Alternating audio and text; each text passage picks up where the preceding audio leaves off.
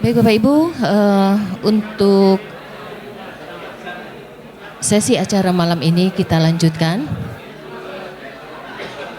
Mohon perhatian Bapak Ibu.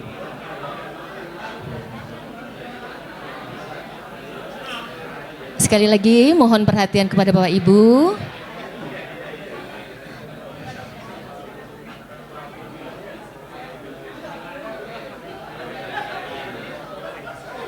Baik Bapak Ibu, kita mulai saja sesi kita pada malam hari ini. Bismillahirrahmanirrahim. Assalamualaikum warahmatullahi wabarakatuh. Bismillahi alhamdulillah wassalatu wassalamu ala rasulillah wa ala alihi wa mawalah amma ba'du. Yang sama-sama kita hormati Bapak narasumber kita, Hakim Tinggi Pengadilan Tinggi Agama Semarang, Bapak Dr. Haji Domiri SHMH.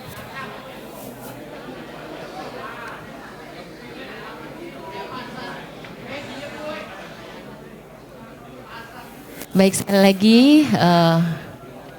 mohon perhatian. Baik Bapak Ibu, saya lanjutkan, saya ulangi. Yang sama-sama kita hormati Bapak narasumber, Bapak Hakim Tinggi Pengadilan Tinggi Agama Semarang, Bapak Dr. Haji Domiri SHMH. Yang saya hormati dan yang sama-sama kita hormati Bapak Hakim Tinggi Pengadilan Tinggi Agama Semarang. Yang saya hormati Bapak Ibu Ketua, Wakil Ketua Pengadilan Agama Sewilayah Pengadilan Tinggi Agama Semarang, serta rekan-rekan saya, Panitera dan Sekretaris Pengadilan Tinggi Agama Semarang yang berbahagia. Alhamdulillah, puji syukur kita panjatkan kehadirat Allah Subhanahu wa Ta'ala, yang mana pada kesempatan malam hari ini masih memberikan nikmat sehat dan nikmat sempat untuk kita melanjutkan kegiatan rakor kita pada malam hari ini, yang mana sebagaimana yang tertera dalam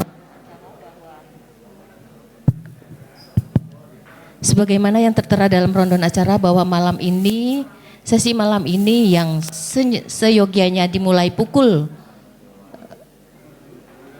19 sampai dengan pukul 20, itu adalah sosialisasi Perma nomor 4 tahun 2025. Baik Bapak Ibu, untuk mempersingkat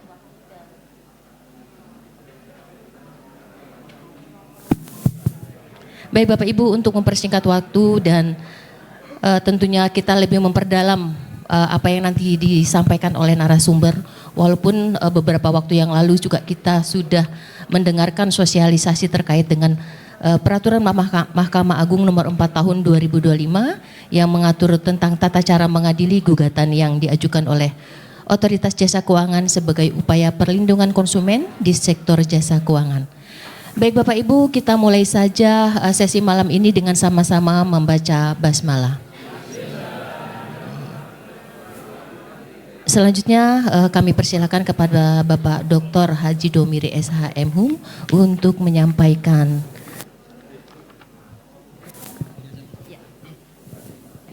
Assalamualaikum warahmatullahi wabarakatuh. Alhamdulillah wa syukurillah. Wala haula wala quwata illa billah, amma ba'd. Langsung saja, tidak usah banyak basa-basi. Kebetulan materi ini kan sudah sampaikan oleh Pak Yasardin ya. Masih ingat Pak? Yang sampaikan Pak Yasardin? Masih. Kalau sudah ingat, sudah hafal semua, saya kira nggak perlu sampaikan lagi nih.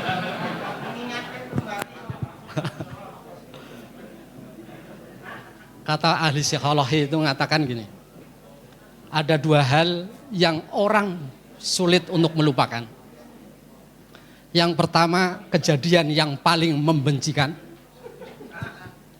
Yang kedua, kejadian yang paling menyenangkan. Nah, materi ini tidak menyenangkan dan juga tidak menyusahkan, sehingga gampang lupa. Oke, jadi saya hanya ingin mereview yang sudah disampaikan oleh Pak Yasardin. Dan itu pun tidak semuanya saya review. Sehingga kalau menurut saya, karena waktunya sempit dan bapak-bapak semuanya sudah menerima materi dari Pak Yasardin, kalau bisa kita diskusi saja. Sebagai pengantar diskusi ini, Terusnya Mas Eko.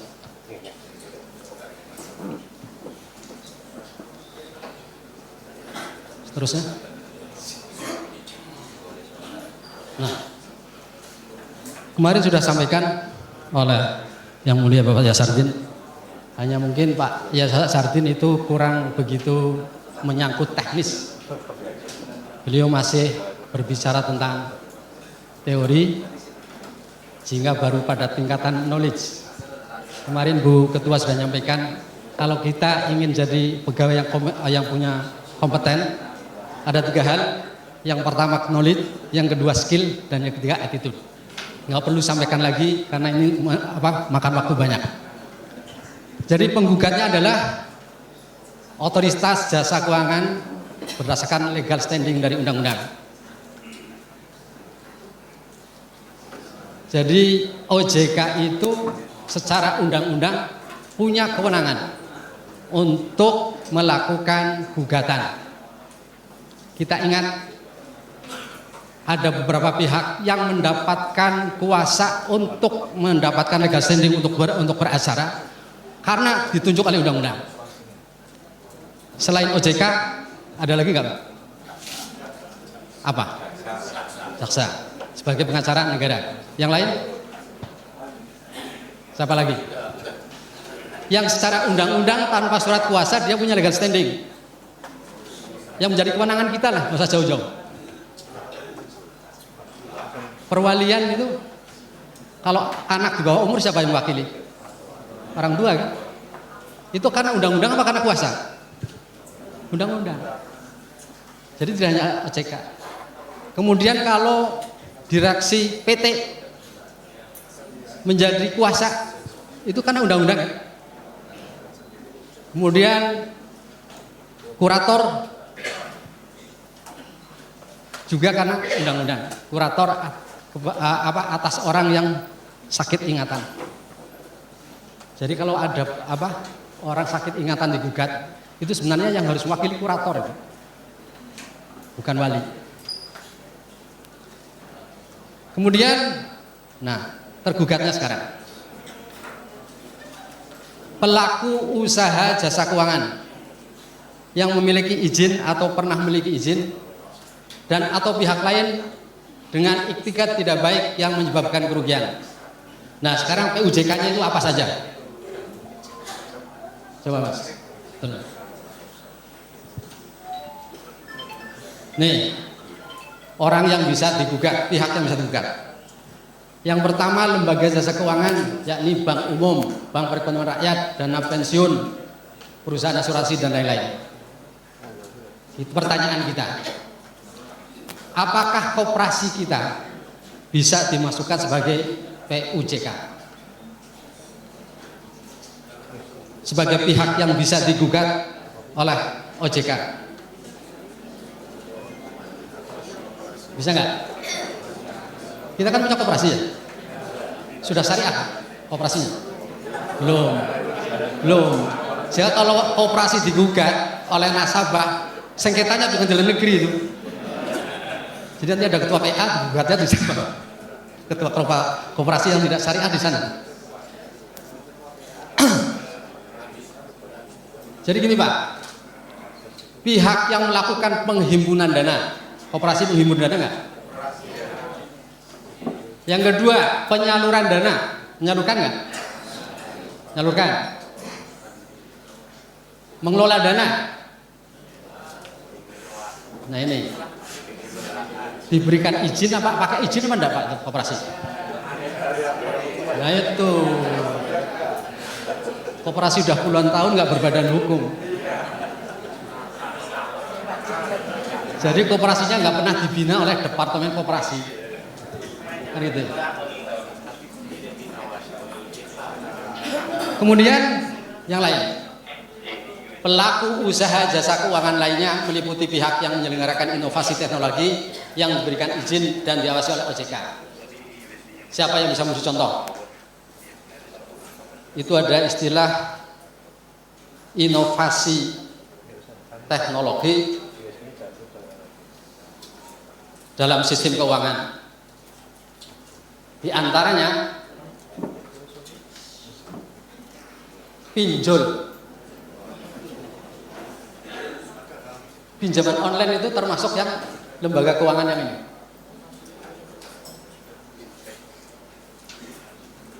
Ini banyak yang di hasil teknologi dari mereka yang kebanyakan menimbulkan masalah. Kembali ke tadi, Mas. Penggugat. Nah, di sini jadi pertanyaan.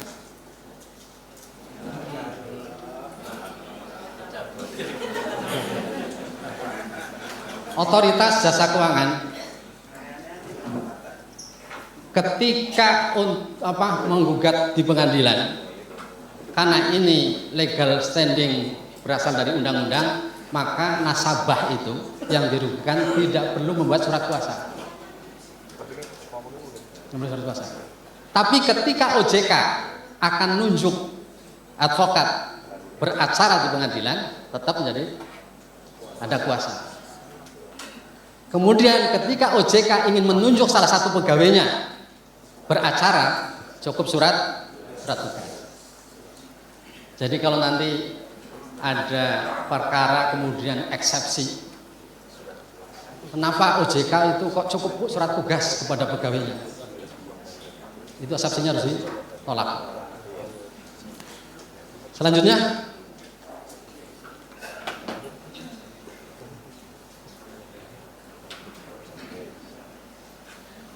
nih unsur gugatan.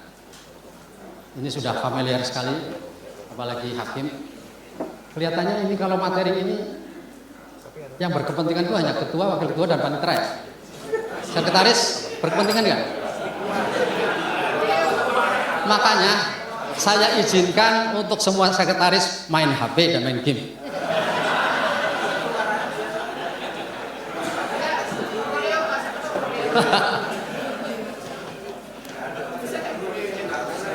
Tidur juga diperbolehkan, monggo. Kan di paling belakang ya, sekretaris. Oke. Identitas para pihak. Ini sudah biasa. Pernahkah identitas para pihak itu karena tidak lengkap kemudian dieksepsi? Pernah nggak ada perkara seperti itu? Nah ya. Jadi ada kemungkinan gini, ketika OJK menggugat koperasi, dia hanya akan menyebut pengurus koperasi, tapi tidak disebut ketua. Ketika disebut pengurus, tidak menyebut ketua, dieksepsi.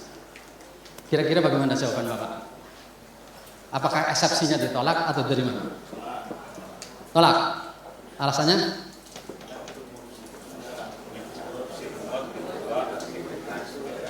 Gimana Pak? Bisa saja ditolak eksepsinya karena kalau sudah disebut pengurus koperasi, sudah masuk di sana ketua, sekretaris, dan bendahara, dan termasuk badan pengawas di atas. Gitu. Terima kasih. Yang lain? Apa seperti itu jawabannya? Sama dengan gini Pak, menggugat saudara Ahmad. Kemudian dalam tulisan itu mestinya pakai H, tapi pakai KH. Ahmad. Itu gugatan kabur karena nama saya bukan H tapi harus KH. Bisa nggak dieksepsi itu? Ada itu perkara seperti itu? Diterima nggak eksepsinya seperti itu? Hah? Tolak atau terima? Ya dipertimbangkan, setelah dipertimbangkan diterima, ditolak. Ya semua dipertimbangkan.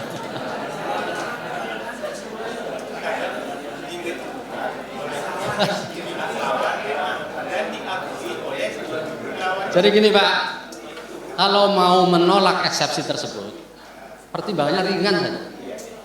Ada di bukunya Yahya. Jadi identitas itu dianggap lengkap ketika orang itu dikenal di tempat itu, ya orang itu. Sehingga ketika juru panggil datang ke situ, orang tidak akan menunjuk orang lain, memang itu orang. Termasuk tadi, ketika pengurus apa ketua. ketika orang sudah memahami bahwa disebut pengurus itu juga yang dimaksud adalah ketua, itu sudah bisa diterima, sehingga eksepsi bisa ditolak. Oke, selanjutnya posita. Belum itu. Posita paling sedikit memuat tindakan pengawasan oleh OJK kepada PUJK, daftar konsumen, jumlah kerugian dan mekanisme distribusi pembayaran ganti rugi, juga harus memuat tentang peristiwa hukum antara pihak lain dengan PUJK yang menyebabkan kerugian dalam hal gugatan diajukan oleh OJK kepada pihak lain yang tidak beritikat baik. Susah dipahami kan?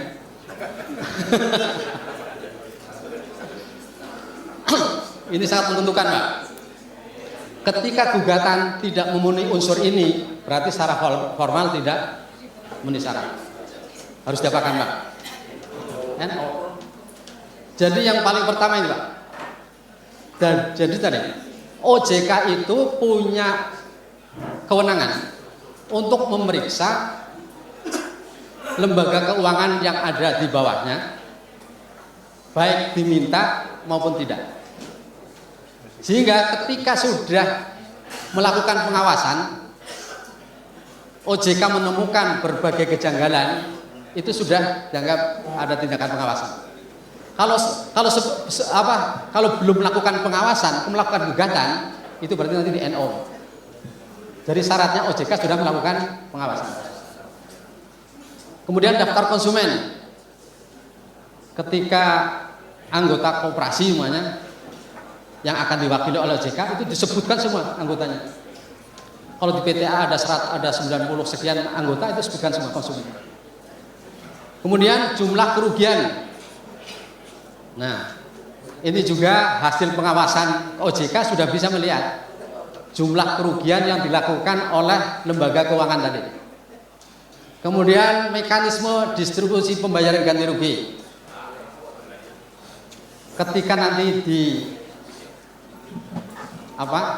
dilaksanakan putusan, nanti pembagian ganti ruginya caranya bagaimana? Itu juga harus sudah disebutkan. Nah, ini juga harus memuat tentang peristiwa hukum. Nah, ini kalau menggugat pihak lain, Pak. Jadi bukan menggugat lembaga keuangannya, tapi ada pihak lain yang telah merugikan lembaga keuangan, ini bisa digugat. Contoh umpamanya, koperasi ternyata pengurusnya itu tidak jujur, melakukan manipulasi atau mengurangi modal koperasi. Itu kan sebenarnya pihak tiga, sudah pribadi dia. Itu harus disebutkan peristiwa hukumnya antara pengurus yang mengambil uang itu dengan lembaga keuangannya, dengan koperasi. Kemudian petitum. Petitumnya hanya dua, yaitu kembalinya harta kekayaan milik pihak yang dirugikan dan memperoleh ganti rugi dari pihak yang menyebabkan kerugian. Kita kenal kerugian itu ada berapa macam, Pak? Ingat nggak? Ada istilah kosten, skaden, dan interesten. Ingat ketika belajar hukum perdata. Ganti rugi itu 3 macam. Yang pertama itu kosten, biaya yang real dikeluarkan. Jadi kalau PTA mengundang Pak Eko dari Brebes jadi penceramah, sudah menyanggupi, ternyata tidak datang, itu harus dihitung biayanya sudah dikeluarkan oleh PTA. Biaya membuat surat, pulsa untuk nelpon Pak Eko, uang kendaraan, uang transportasi yang sudah diterima, itu namanya kosten biaya. Yang skalden, yang rugi, itu adalah kerusakan barangnya kreditur akibat wan prestasinya si debitur. Contoh gini, orang beli sapi sesuai dengan skema yang ada, ternyata setelah didatangkan sapinya sakit. Setelah sakit menular kepada sapi-sapi yang lain. Nah ini yang menular ke sapi-sapi yang lain ini yang namanya rugi. Kemudian yang terakhir ganti rugi itu adalah interest, bunga yang keuntungan yang akan diharapkan. Tapi ini menurut agama nggak boleh. Jadi nggak boleh menuntut hal-hal yang kira-kira keuntungannya akan didapatkan. Contoh ini, orang beli sapi ketika menjelang Idul Adha, ternyata terlambat mengirim sapi itu.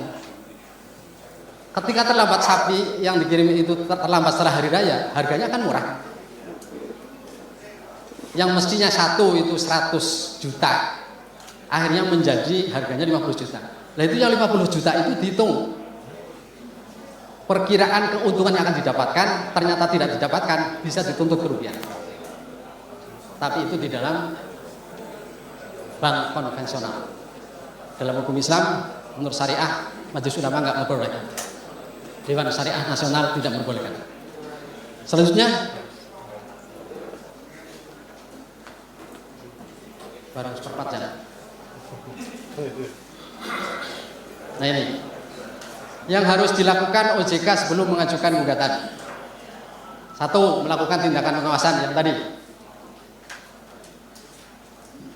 sudah sebutkan.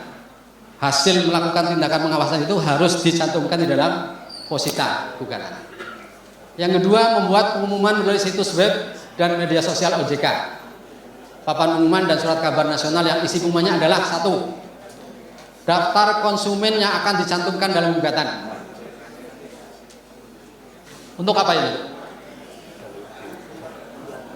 Karena tidak semua anggota itu akan menggugat pengurus koperasi, sehingga perlu diumumkan dulu apakah semua anggota itu setuju atau tidak kalau saya diwakili oleh OJK untuk menggugat pengurus koperasi. Makanya harus diumumkan. Kemudian makanya nih, ada pengumuman, di dalam pengumuman itu ada hak konsumen untuk menyatakan keluar dari daftar. Setelah daftarnya ternyata terdapat dalam daftar yang akan menggugat, konsumen berhak untuk keluar dari daftar itu. Berarti tidak ikut menggugat. Kalau dia ingin menggugat sendiri. Tapi kalau sudah keluar, nggak bisa masuk lagi, Pak. Kemudian diumumkan juga jangka waktu pengajuan keluar kapan. Itu harus diumumkan. Kemudian 4, permintaan dokumen pendukung bagi konsumen yang tidak keluar. Jadi sekaligus ketika diumumkan juga OJK memberitahu bahwa kami butuh dokumen yang dibutuhkan dalam pembuktian. Contoh semuanya, kalau anggota koperasi, dokumen yang dimiliki apa? Kartu anggota koperasi. Selanjutnya, tahap persidangan. Setelah perdamaian yang dilakukan oleh hakim tidak berhasil, maka sidang dilanjutkan dengan pembacaan gugatan. Jawaban tergugat, putusan sela jika ada, selanjutnya sidang pembuktian, dan terakhir pembacaan putusan. Di sini sudah terlihat, Pak, bahwa di dalam gugatan OJK itu tidak perlu adanya mediasi. Jadi hakim yang mendampingkan, tidak perlu ada mediasi. Di dalam Perma 1/2/2016, apakah semua perkara harus dimediasi? Tidak kan? Antara lain apa? Perkara yang sudah dibatasi batas waktunya itu tidak mengenal mediasi. Contoh, gugat sederhana, kan sudah dibatasi waktunya. Berapa hari, Pak? Kemudian komisi informasi itu kan dibatasi waktunya. Makanya ketika sidang komisi informasi itu kadang-kadang terlalu gugup, apalagi menyangkut orang besar, kan? kemudian sidang hubungan industrial, kemudian sidang perselisihan partai politik. Karena itu sudah ditentukan harinya, waktunya, maka tidak diperlukan adanya mediasi. Kalau di kewenangan kita apa Pak yang tidak perlu mediasi? Apa? Pembatalan nikah, terus pengesahan nikah, isbat nikah, terus yang tergugatnya datang, yang tidak datang perlu mediasi nggak? Kemudian gugat rekonvensi perlu nggak? Enggak kan? Intervensi perlu nggak? Enggak. Jadi banyak gitu yang tidak perlu adanya mediasi. Termasuk yang tidak perlu diadakan mediasi oleh mediator, perdamaian dilakukan oleh hakim. Jawaban tergugat. Putusan selah jika ada, sidang pembuktian dan terakhir pembacaan putusan. Nah ini Pak, dalam pemeriksaan gugatan tidak dapat diajukan replik, duplik, rekonvensi, intervensi, dan kesimpulan. Kalau eksepsi boleh nggak? Boleh kan? Eksepsi ada berapa macam Pak?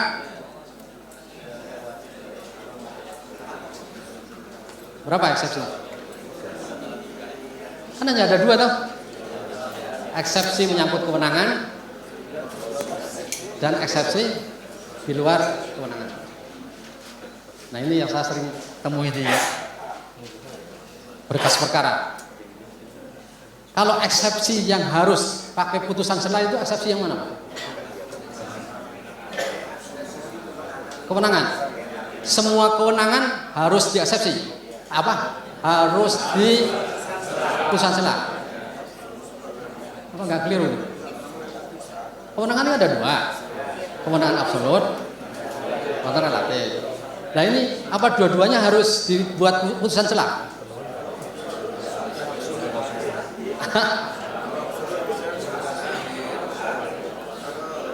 Ini kelihatannya sederhana, remeh. Jadi yang harus ada putusan selah itu kewenangan relatif. Absolut bersama dengan putusan akhir.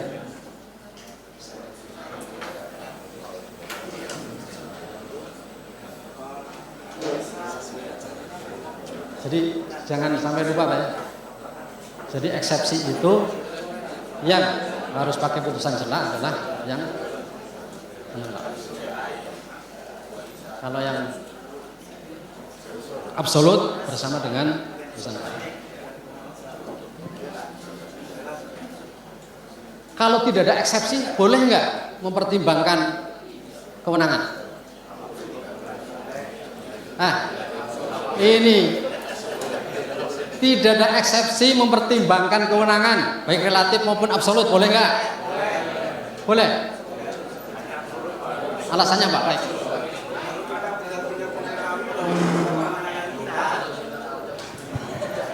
Kalau kita benar-benar melihat dalam gugatan itu bukan kewenangan kita, maka kita bisa mempertimbangkan dan bahkan memutus meng-NU perkara itu.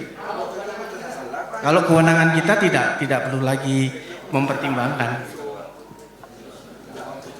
Setuju jawaban Pak Eko? Nah, coba.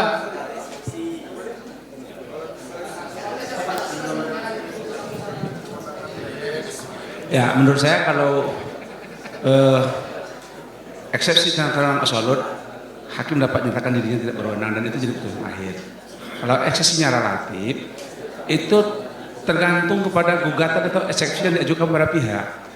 Sebagai contoh, ini relatif itu kan Undang-Undang 49 itu, pasal 49 itu, kewenangan seluruh item-item gugatan perdata atau perkawinan segala macam yang ditujukan ke pengadilan itu adalah kewenangan pengadilan agama. Selama itu relatifnya ada di pengadilan agama dan itu digugat di sini, padahal tidak disepsi oleh maka kita bisa memutus. Begitu di eksepsi kita harus periksa eksepsinya. Ternyata ini relatifnya ada di pengadilan Cibinong, itu contoh. Ya begitu sama lah kira-kira. Sekarang sudah menjadi tren apa ya? Saya itu hampir semua putusan yang masuk ke PTA itu mesti menimbang oleh karena perceraian itu menurut undang-undang menjadi kewenangan pengadilan agama, maka pengadilan agama Purwodadi berhak untuk mengadili perkara ini. Hampir semua perkara itu. Boleh nggak? Gimana Bu? Template-nya? Sekarang template dengan hukum acara lebih berharga mana sih?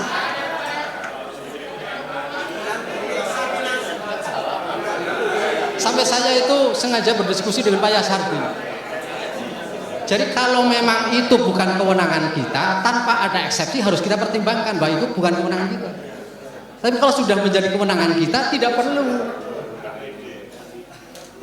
Banyak kertas, banyak pikiran, banyak lagi musim efisiensi, kok buang-buang kertas.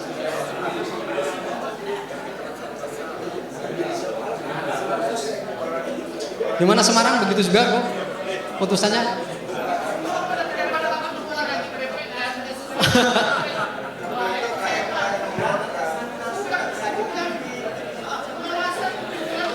Jadi di template itu bisa digunakan kalau sesuai dengan hukum acara. Kemudian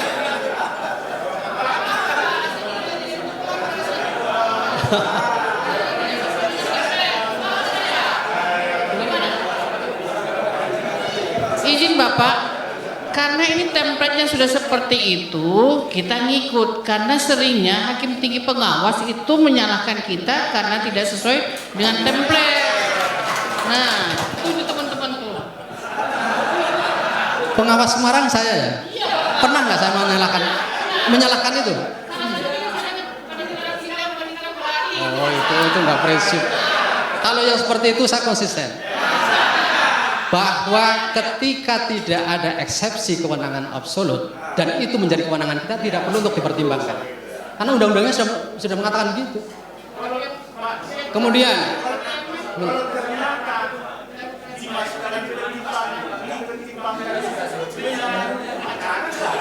tidak, tapi tidak efisien. Orang akan menilai gini loh.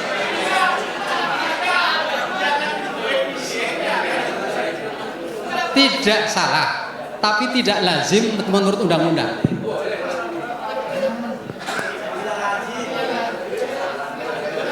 Pak Yasardi jelas mengatakan gitu. Ketika itu menjadi kewenangan kita, tidak perlu dipertimbangkan karena undang-undang sudah mengatakan begitu. Kemudian ketika itu bukan kewenangan kita, walaupun tidak dieksepsi, kita harus menyatakan tidak berwenang. Itu sudah aturan sejak lama gitu. Yang kedua,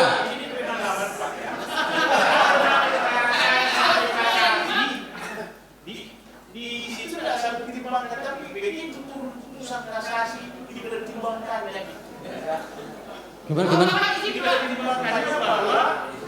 Oleh karena ini wewenang pengadilan agama, maka pengadilan agama berhak mengadili perkara ini, kata. Itu dari kasasi, Pak. Sebentar. Saya juga baru dengar itu.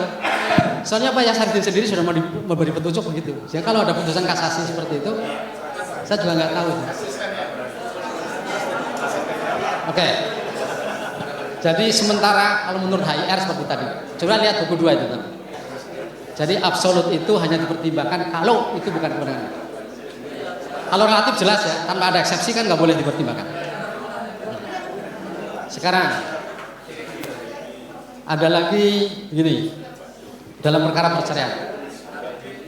Oleh karena P dengan T adalah hubungan suami istri, maka P ini memiliki legal standing untuk berperkara dalam perkara ini. Benar nggak? Jadi legal standing itu karena perkawinan mereka. Benar. Pertanyaannya, apakah legal standing itu hanya itu yang menjadi pertimbangan bahwa dia punya legal standing?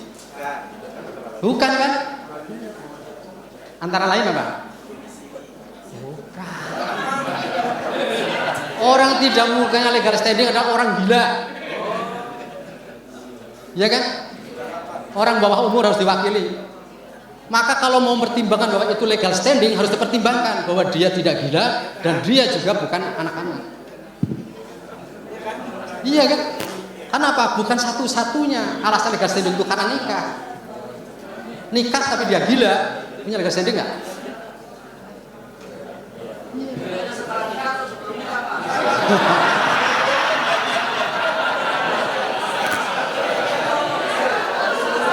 Perceraian Pak mesti sudah nikah loh.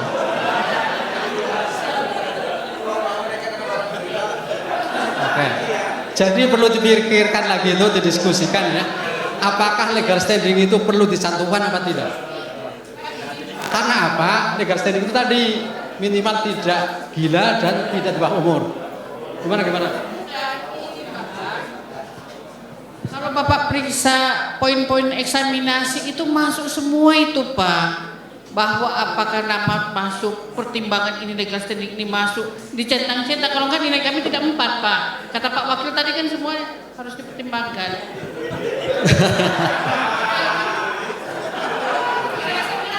Oke, kalau mau di pertimbangan legal standingnya tidak cukup itu. Karena ketika sudah menikah tapi gila itu nggak punya legal standing. Di pertimbangannya tidak cukup hanya perkawinannya itu. Ada enggak yang pertimbangkan bahwa dia punya legal standing karena dia sehat, karena dia tidak di bawah umur? Ada enggak? Nah, saya belum menemukan itu. Makanya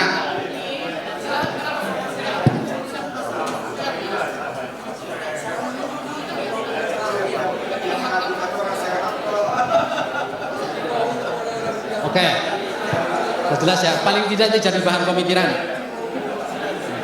betul kan? Siapa lagi yang mau protes?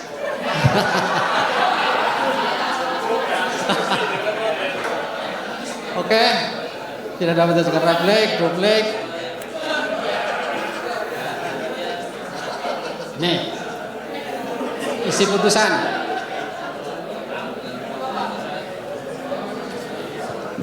Amar putusan harus mencantumkan mekanisme distribusi pembayaran yang dilakukan oleh OJK. Ada 2 macam distribusi pembayaran ganti rugi. Siapa yang tahu?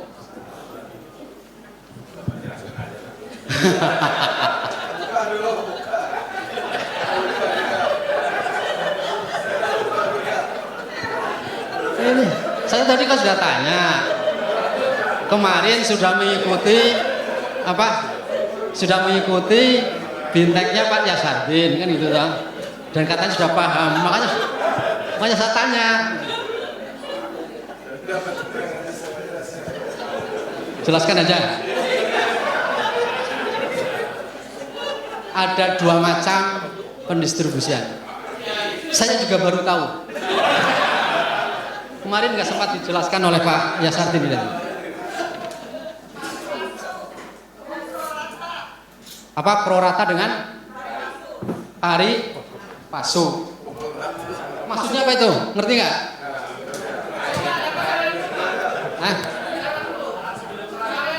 Sabar.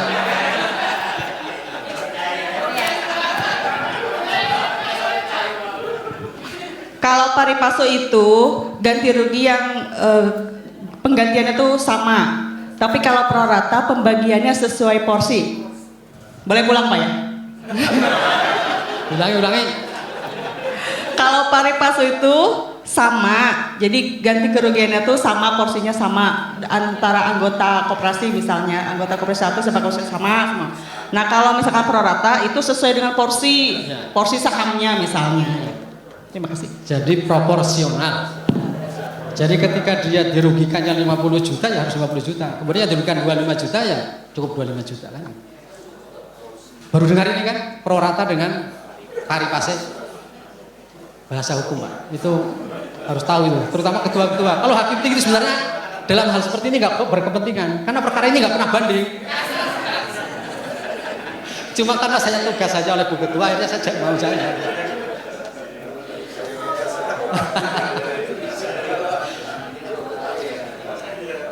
Kemudian waktu penyelesaian perkara maksimal 60 hari. Dihitung sejak sidang pertama. Selanjutnya, sudah habis waktunya tersebut. Nah ini, para pihak hanya dapat mengajukan upaya hukum kasasi dalam waktu 14 hari sesudah putusan diucapkan. Atau 14 hari sudah putusan diberitahukan pada pihak yang sejak awal tidak hadir dalam persidangan. Nah ini, perlu kita pahami. Ketika penggugat hadir tanggal 10 April, kemudian tergugat tidak hadir, diberitahukanlah kepada si tergugat pada tanggal 15 April. Masa bandingnya, upaya hukumnya itu yang mana? Apakah dihitung waktu pemberitahuan atau dihitung sejak putusan dijatuhkan? Hah?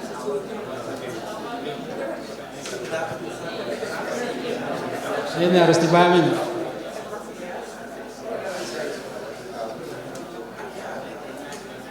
Gimana? Apakah sejak putusan dijatuhkan masa upaya hukum 14 hari saja itu atau sejak diberitahukan? Nah. Bingung kan? Oke. Gimana Pak?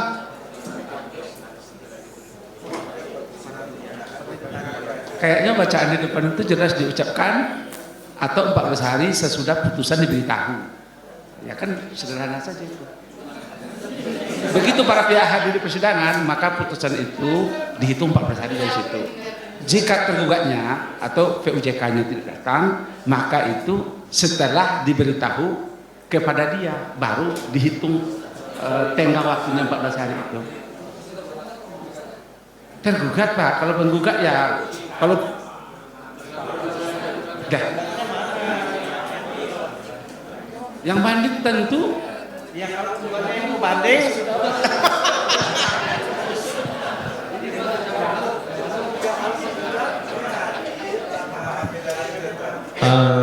menurut saya sih tergantung siapa yang mengajukan kasasi Pak. Ketika yang mengajukan kasasinya yang hadir berarti 14 hari sejak putusan. Ketika yang mengajukan kasasinya yang tidak hadir 14 hari setelah penetapan. Jadi tidak sama kan masa bandingnya. Bagi yang hadir ya sejak diputuskan. Tapi bagi yang tidak hadir sejak diberitahukan. Oke. Selesai sudah. Ada lagi. Nah ini pelaksanaan putusan. Dalam hal terdapat pihak yang tidak melaksanakan secara sukarela, maka dapat diajukan permohonan eksekusi yang pelaksanaannya sesuai dengan ketentuan peraturan perundang-undangan hukum acara perdata, kecuali ketentuan lain dalam peraturan Mahkamah Agung ini. Biasa saya kira itu ya. Jadi eksekusinya mengikuti sebagaimana eksekusi acara perdata. Didahului dengan amaning ya. Setelah amaning nggak berhasil terus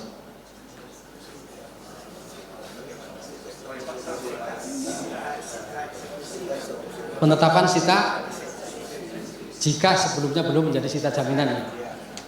Setelah itu apa? Kalau dalam hal seperti ini mesti melalui lelang. Iya kan? Nggak mungkin real karena yang menjadi sengketa mesti uangnya.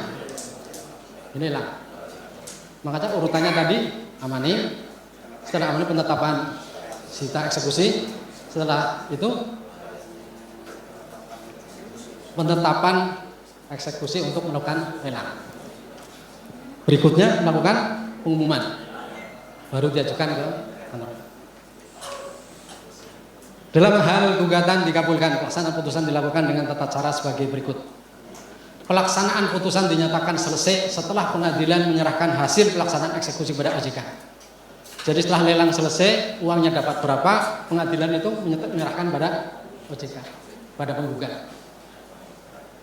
Dalam hal amar putusan terkait ganti rugi, mekanisme distribusi pembayaran dilakukan oleh OJK setelah pengadilan menyerahkan hasil pelaksanaan eksekusi sebagaimana dimaksud dalam huruf A tadi.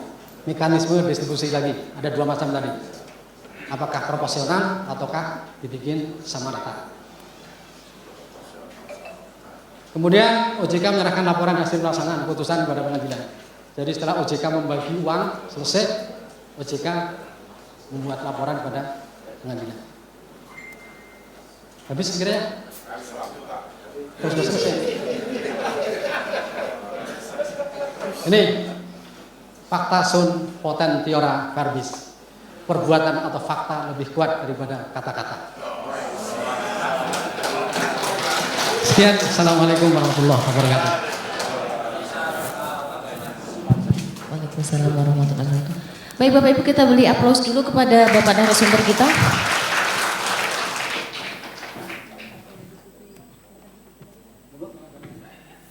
Baik Bapak Ibu, kalau memang masih ada yang ingin didiskusikan atau ditanyakan, kami persilakan. Kita masih punya waktu 5 menit lagi ya Pak, sebelum ke sesi Ibu Ketua. Silakan karena tadi kebanyakan yang dari sebelah kanan saya, sekarang saya memulai dari yang sebelah kiri saya. Silakan Pak.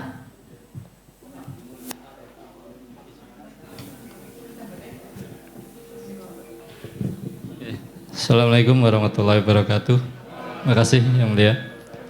Ini untuk mempertegas terkait dengan upaya hukum Yang Mulia, yaitu pasal 25. Ini sepertinya harus kita ingat sebagaimana dalam pasal 6 dan pasal 15 bahwa gugatan ini harus diajukan secara elektronik. Ini ada kaitannya dengan upaya hukum kasasi. Nah, kalau kita baca di pasal 25 nih, yang ayat 2, permohonan kasasi disampaikan oleh pemohon dalam tenggang waktu 14 hari sudah putusan diberitahukan kepada pihak yang sejak awal tidak hadir di persidangan. Nah, ini kalau kita baca berarti ini mohon penjelasannya dan penegasannya Yang Mulia. Berarti ini upaya hukumnya hanya satu.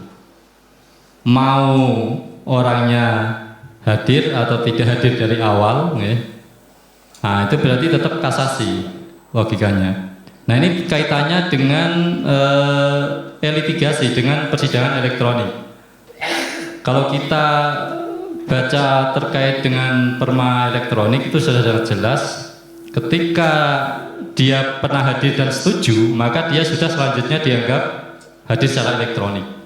Oleh karena itu, di sini dipertegas kalau menurut saya, tidak hadir sejak awal. Jadi otomatis dia tidak pernah setuju, tidak ada, dia nggak tahu.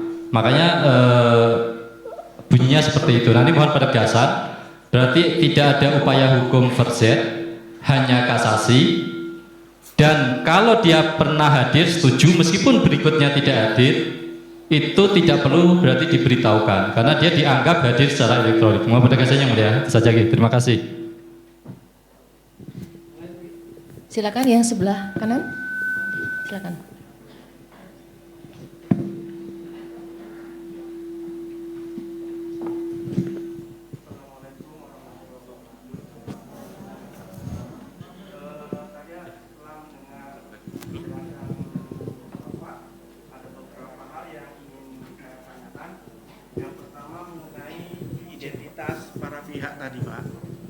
Identitas para pihak tadi. Yang pertama, ini biasanya kita mengenal identitas itu terdiri dari nama, umur, pekerjaan, dan tempat tinggal, atau ditambah lagi agama.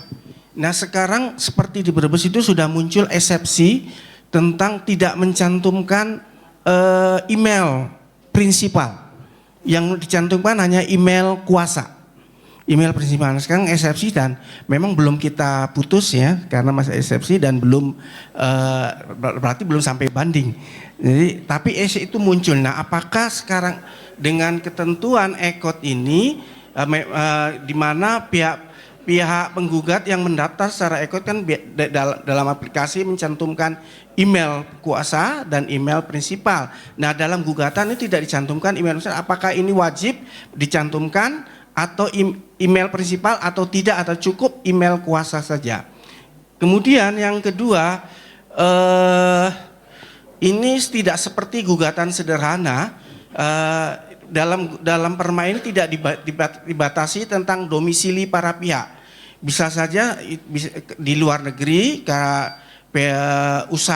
usaha asing, milik asing yang beroperasional dia itu bisa juga sebagai pihak di sini. Kemudian, nah apakah pihak asing ini juga yang bisa digugat dalam perma ini gitu, ini pada pihaknya. Kemudian yang terakhir mengenai ini kemudian ada lagi waktu pengumuman OJK. OJK sebelum OJK memberikan pengumuman di papan pengumuman di media massa. Ini berapa lama waktu pengumuman ini? Ya, atau seminggu, atau cukup 1 hari diumumkan saja, atau seminggu, atau apakah ada batas waktunya atau tidak? Apa cukup diumumkan 1 hari sudah bisa mengajukan gugatan? Kemudian mengenai batas waktu pemeriksaan perkara, itu 60 hari kalender sejak sidang pertama. Nah, sementara kasus di lapangan nanti akan bisa saja lama lebih, karena nanti ada eksepsi, ada sita, apalagi kalau sita jaminan objeknya di luar. Misalnya ada gugatan di Brebes, objeknya di Semarang, dan itu akan memakan waktu 1 bulan untuk datang jawaban sita. Misalnya seperti ini kan melebihi, bisa saja nanti melebihi dari 60 hari kalender sejak sidang pertama. Nah, jika itu nanti melebihi 60 hari, bagaimana status putusan kita, Pak? Nah, itu demikian, Pak. Assalamualaikum warahmatullahi wabarakatuh. Waalaikumsalam. Silakan Pak. Langsung di.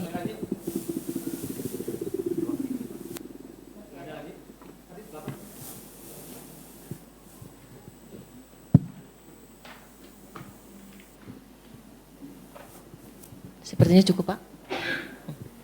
Yang belakang nggak jadi tadi. Makasih Pak Jamadi. Jadi itu hanya untuk penegasan aja ya, bahwa pemberitahuan itu hanya kepada pihak tergugat yang tidak pernah hadir sejak awal. Ya kan gitu. Karena ketika sudah pernah hadir berarti dia sudah mengikuti proses beracara secara elektronik dan dianggap hadir ketika dibacakan putusan. Kemudian Pak Eko, apa tadi?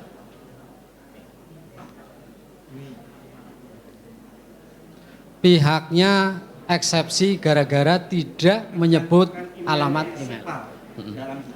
Kembali tadi penjelasan saya tadi, bahwa pihak itu dianggap jelas ketika dia punya identitas yang bisa panggilan sampai ke situ. Tanpa ada emailnya pihak prinsipal, panggilan nyampe nggak? Nyampe, nggak ada masalah. Itu bisa eksepsinya ditolak. Gitu. Kemudian, apa tadi? Pihak asing. Ini Pak, jadi yang dijadikan PUJK itu kan lembaga keuangan, itu kan? Lembaga keuangan yang ada di Indonesia dan izin OJK. Rasanya kok nggak mungkin ya OJK memberi izin lembaga keuangan ada di luar negeri. Maksudnya dia lembaga keuangan ini beroperasional di Indonesia tapi milik asing. Beroperasional di Indonesia, milik asing. Ya. Padahal kan tempat tinggal yang PUJK-nya ada di Indonesia. Iya. Kan gitu kan, nggak ada masalah itu. Apakah yang digugat itu yang penanggung jawab di operasional di Indonesia atau yang pemilik? Begini Pak, begini. Undang-undang kan sudah mengatur. Jika itu PT, maka yang digugat adalah pengurusnya. Kan gitu. Jika bank adalah direksinya. Sehingga tergantung tadi, ketika PUJK itu berdiri kemudian operasionalnya di Indonesia, kita lihat anggaran dasar yang ada di akte pendirian dari perusahaan keuangan itu akan bisa dilihat. Siapakah yang bisa mewakili perusahaan itu? Itu ya Pak ya. Apalagi tadi Pak? Tenggang waktu 60 hari. Oh 60 hari. Kok saya belum baca itu? Ketika lebih dari 60 hari itu bagaimana? Ya. Cuma begini Pak. Tadi kan ada syarat. Ketika melakukan gugatan OJK harus sudah melakukan pengawasan. Dia sudah tahu betul itu kerugiannya ada berapa, anggota yang jadi konsumen ada di mana, kekayaan daripada si PUJK itu apa saya sudah tahu. Sehingga kalau menurut saya ya, Kalau penggugat sudah lengkap tahu persis kekayaannya ada di mana, berapa, konsumennya ada berapa, itu sebenarnya cepat sekali selesai itu. Pembuktiannya juga sudah gampang, karena hasil pengawasan itu akan digunakan untuk melakukan gugatan. Sehingga mungkin sudah dipikirkan panjang-panjang, Pak, bahwa ini 60 hari sangat cukup untuk menyelesaikan. Apanya coba? Saya juga kadang berpikir begitu, Pak. Kalau saya berpikir gini, ketika sengketa itu menyangkut harta benda, itu paling gampang dibuktikan. Kenapa kok waris jadi lama, harta bersama jadi lama? Itu saya juga heran. Karena bisa saja Pak, karena adanya pengajuan sita jaminan, objeknya tidak di wilayah itu, di wilayah lain. Sekarang untuk bisa minta bantuan kepada pengadilan setempat, apa lama, Pak? Mau sekarang suratnya kan juga pakai elektronik kan? Nggak ada masalah, Pak. Balasan dari sana pun tidak pakai elektronik lagi. Gitu, Pak ya. Tentang lebih 60 harinya saya nggak tahu. Tapi ini waktunya sudah lojok banyak banget, Pak. Pengumuman OJK tadi, Pak, Pengumuman gimana? Oh ya, itu diatur di permanya sudah ada, Pak. Pengumuman berapa hari, berapa bulannya sudah ada.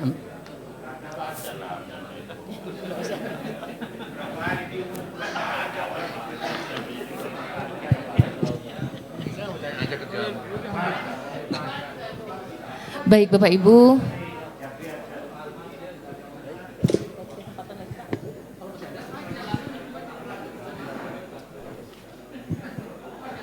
Dua menit lagi. Masih 2 menit lagi.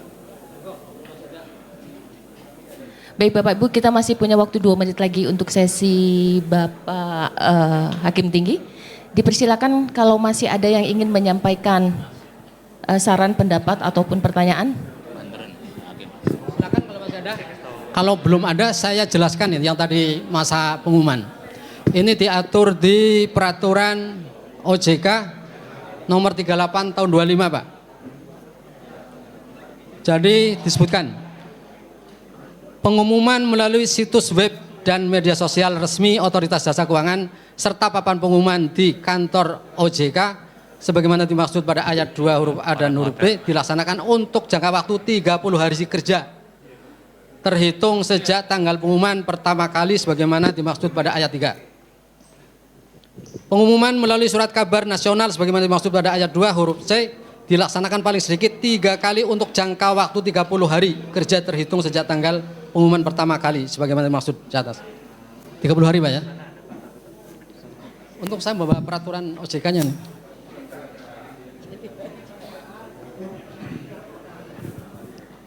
Baik Bapak Ibu. Baik Bapak Ibu, karena kita juga masih ada beberapa sesi yang akan disampaikan pada malam ini, antara lain yang akan disampaikan oleh Ibu Ketua Pengadilan Tinggi Agama Semarang, maka untuk sesi terkait dengan Perma nomor 4 tahun 2025 ini kita akhiri, dan sekali lagi kita ucapkan terima kasih kepada narasumber kita, mudah-mudahan materi yang disampaikan bermanfaat bagi kita semua. Dan sekali lagi terima kasih. Kita akhiri. Assalamualaikum warahmatullahi wabarakatuh. Dan langsung aja.